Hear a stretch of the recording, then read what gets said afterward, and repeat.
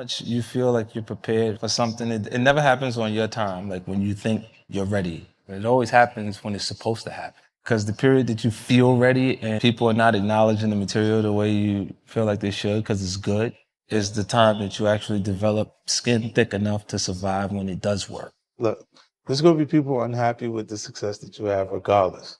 You know, without knowing who you are, an individual could look and just judge you and say, I don't like that. He had that diamond goat on his neck. Why'd he put that there? You got to be a certain kind of person because he liked diamond. And then they can just assume that anything they would like to register negative, they can just register it negative. Some people, they have the trait of, like, let's say the person's across the street, they look at you, they don't like you across the street. Some people feel the need to go across the street to say, why, I'm a good person. I don't give a f. I genuinely don't give a f about how those people feel about me across the street because they don't care about me. Is it okay for me not to care about people that don't care about me?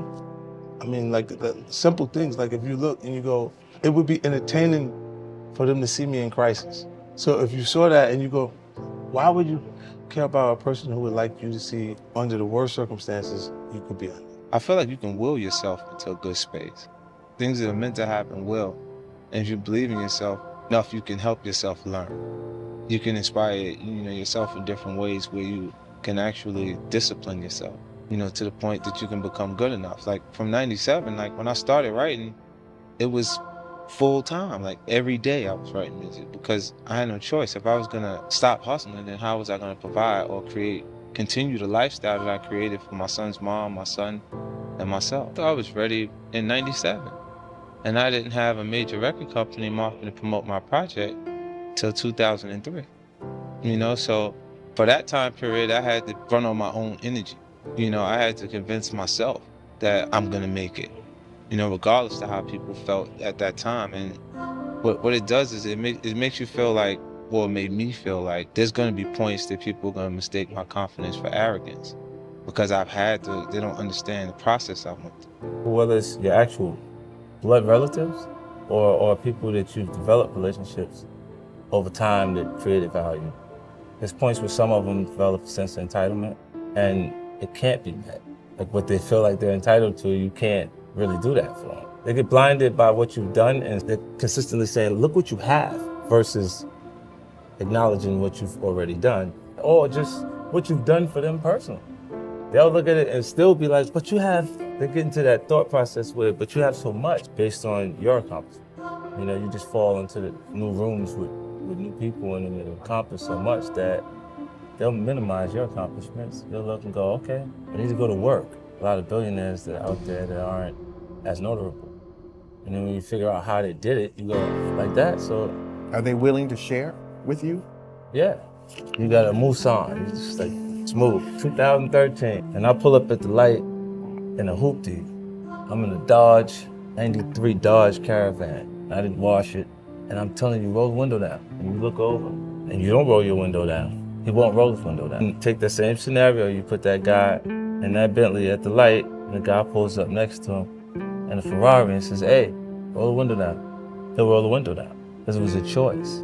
But he feels like you may have something to say of value to me just on presentation.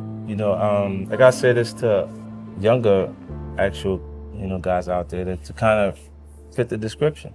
Like if I was going somewhere and it wasn't, I have to be conscious of it. I can't do the 3-piece when I'm there as 50 Cent because then the audience will look at you like they're parents instead of the actual artist that they appreciate.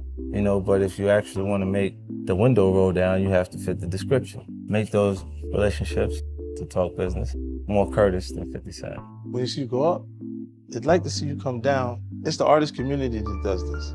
It's your fellow artists that does this to you. Because they look and they go, if you go up and you stay up, then I'm gonna have my shot. This is why they go, oh no, the first album's fire. You don't notice everybody's first album is fire? Why do they say that? They say that to every artist. They'll go Illmatic, they'll go Reasonable Doubt, they'll go Get Rich or Die Trying, Biggie, Ready to Die. All these albums, the first album. They'll pick that one and say that one was a classic.